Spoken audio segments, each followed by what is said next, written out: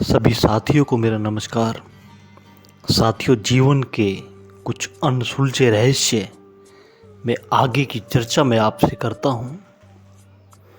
बचपन की अवस्था में, जबकि विचार का जब तक कोई विकास या जन्म नहीं होता, सारे धर्मों के लोग बच्चों के साथ जो अन्याय करते हैं उसका हिसाब लगाना कठिन है।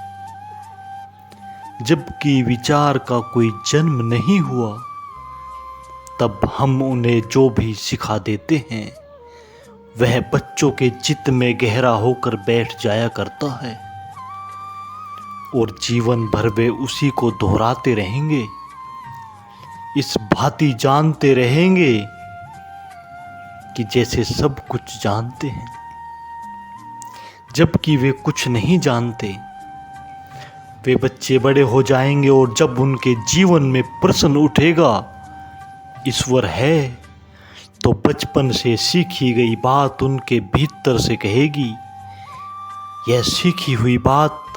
और जब प्रश्न उठेगा ईश्वर कहाँ है, तो उनके हाथ मशीनों की तरह उठ जाएंगे और कहेंगे हृदय पर हाथ लगाकर यहाँ है ईश्वर। यह हाथ झूठा है, यह हाथ जो उठ रहा है यह सच्चा नहीं है। इस बच्चे का कोई भी अनुभव नहीं है कि ईश्वर है, और है तो कहाँ है। लेकिन बचपन से दोहराई गई बात, बहुत बार दोहराई गई बात दूसरों के द्वारा, खुद के द्वारा, यह भूल जाएगा कि यह बात मैंने सीखी है, यह बात मैं जानता नहीं हूँ। और तब अज्ञान तो होगा इसके भीतर, ऊपर से झूठा ज्ञान चिपक जाएगा और इसे जीवन भर धोखा देगा। हम सब भी ऐसे ही बच्चे हैं जो इसी तरह की बातों को सीख कर बड़े हो गए हैं। इसके पहले कि कोई सत्य की खोज में विचार करे, स्वयं को जानने के लिए उत्सुक हो या परमात्मा की खोज में निकले, उसे अपने से बहुत गहरे में पूछ लेना चाहिए जो मैं जानता हूँ वह कहीं सीखा हुआ तो नहीं है। अगर वह सीखा हुआ है तो उससे मुक्त हो जाना चाहिए, क्योंकि जो सीखा हुआ है वह ज्ञान का भ्रम देता है, ज्ञान नहीं। ज्ञान सीखा नहीं जाता, जाना जाता है। ज्ञान दूसरों से उपलब्ध नहीं होता, खुद में खोदा जाता है और विकसित होता है। शब्द सीखे जाते हैं, ज्ञान उगाड़ा जाता है। ज्ञान की एक डिस्कवरी है, ज्ञान का एक अनावरण है। खुद के प्राणों के भीतर जब हम पर्दों को उघाड़ते हैं तो वह उपलब्ध होता है जो ज्ञान है। और जो दूसरों से जो हम शब्द सीख लेते हैं, सिद्धांत सीख लेते हैं या शास्त्र सीख लेते हैं, वह ज्ञान नहीं है। और जो आदमी जितना सीखे हुए शब्दों में खो जाता है, उस आदमी की ज्ञान की तरफ यात्रा उतनी ही बंद हो जाया करती है। विश्वास शब्दों से ज्यादा नहीं है, शब्द बिल्कुल निष्प्राण हैं, इसीलिए ज्ञान तो इकट्ठा हो जाता है शब्दों में और दिखाई पड़ता है कि ज्ञान उपलब्ध हो गया, लेकिन हमारे प्राणों में कोई ज्योति उससे जगती नहीं, हमारे चित्त में कोई आलोक उससे पैदा नहीं होता, हमारे प्राण उससे नाच नहीं उठते और हमारे हृदय की वीणा पर उससे कोई संगीत का जन्म नहीं होता, होगा भी नहीं, क्योंकि शब्द है निष्प्राण, विश्वास है अंधे, श्रद्धा है थोथी, उससे कुछ होगा नहीं। उससे हट जाना जरूरी है और हटने के लिए कुछ और नहीं कहना होगा। अगर हम ठीक से अपने चित्त के सारे ज्ञान को खोज डालें तो हमें पता चल जाएगा कि यह ज्ञान सब सीखा हुआ है, इसीलिए झूठा है। अज्ञान हमारा इससे कहीं ज़्यादा सत्य है।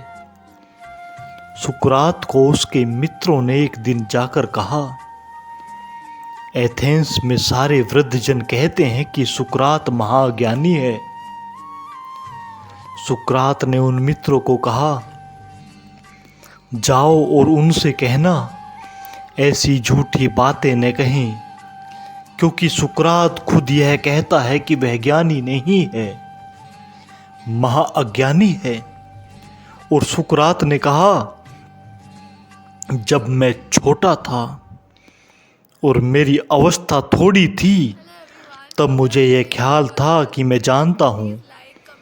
फिर मैं जवान हुआ, मेरी समझ बढ़ी, तो मेरे जानने के भवन की बहुत सी ईंटें और दीवारें गिर गई और मेरे ज्ञान के भवन में बहुत छेद हो गए और मेरी समझ में आने लगा कि मैं क्या जानता हूँ, बहुत कम जानता हूँ।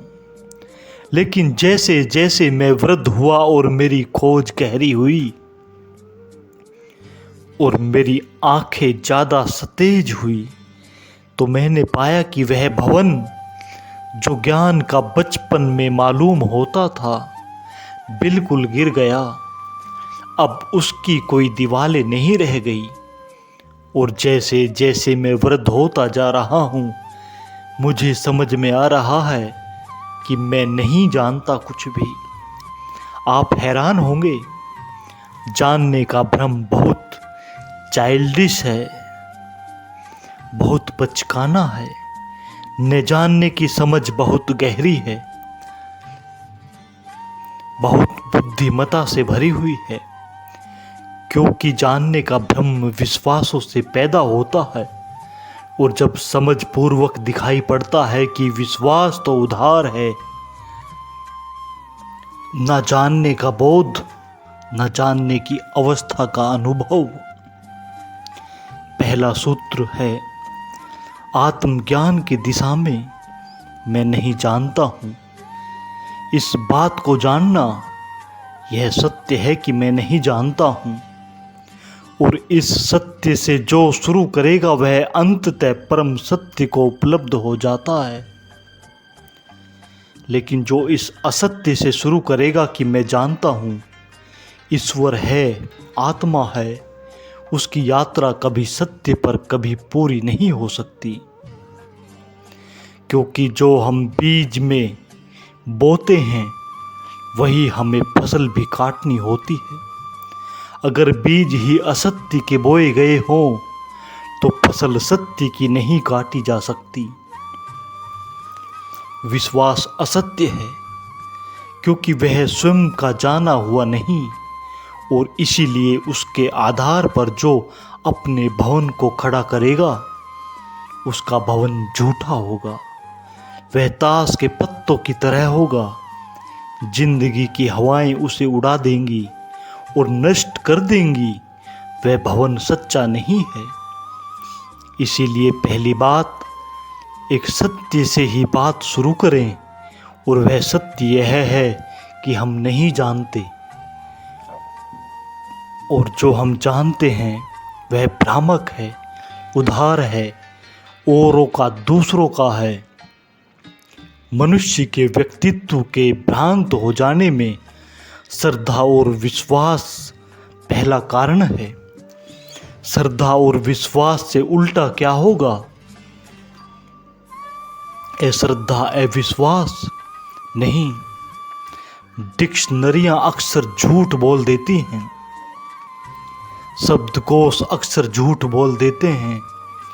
अगर शब्दकोश में खोजने जाएंगे तो विश्वास का उल्टा हो अविश्वास, श्रद्धा का उल्टा है अश्रद्धा। लेकिन मैं आपसे कहता हूँ, अश्रद्धा और अविश्वास उल्टे नहीं हैं, सजातीय हैं, विश्वास के बंधु हैं। विश्वास का ही भाई है अविश्वास, श्रद्धा की ही बहन है अश्रद्धा। वे विरोधी नहीं हैं।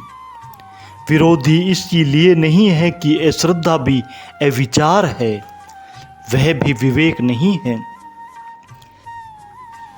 अविश्वास भी अविचार है, वह भी विचार नहीं है। जब हम जानते ही नहीं तो श्रद्धा करना भी अज्ञान है, और अश्रद्धा करना भी। ईश्वर पर अश्रद्धा भी वही कर रहा है जो नहीं जानता, और श्रद्धा भी वही कर रहा है जो नहीं जानता। श्रद्धा और अश्रद्धा दोनों से अलग कोई बात है, दोनों से विरुद्ध और उल्टी भी कोई बात है। वह बात है विवेक, वह बात है विचार, वह बात है मन का खुला होना। श्रद्धा भी मन को बंद कर देती है, अश्रद्धा भी मन को बंद कर देती है। द्वार बंद हो जाते हैं, हम राजी हो जाते हैं कि किसी एक बिंदु पर ही ठीक है, पड़ाव आ गया, जान लिया हमने कि ईश्वर नहीं है या ईश्वर है। दोनों हालत में मन के द्वार बंद हो जाते हैं, और जो क्लोज्ड माइंड है, बंद मन, वही मन तो जानने में असमर्थ है। खुला हुआ मन चाहिए। खुले हुए मन का अर्थ है यह जानना चाहिए कि मैं नहीं जानता हूँ। इसीलिए न श्रद्धा और न अश्रद्धा दोनों मेरे पड़ाव नहीं हो सकते। श्रद्धालु को अश्रद्धालु बनाया जा सकता है, कोई कठिनाई नहीं है। अश्रद्धालु को श्रद्धालु बनाया जा सकता है, इसमें भी कोई कठिनाई नहीं है। वे परिवर्तन बहुत आसान है। जो आदमी जवानी में अश्रद्धालु होता है, अविश्वासी होता है, बुढ़ापे में श्रद्धालु हो जाया करता है। जो आदमी आज अश्रद्धा करता है, कल श्रद्धा करने लगेगा। श्रद्धा और अश्रद्धा में कोई विरोध नहीं है, एक दूसरे में यात्रा हो जाती है। आप सभी ने मेरी इन बातों को इतने प्रेम से सुना, उसके लिए बहुत बहुत धन्यवाद। आगे भी जीवन के अनसुलझे रहस्यों की चर्चा हम जारी रखेंगे। सुनने के लिए ज़रूर आगे की वीडियो देखें। धन्यवाद।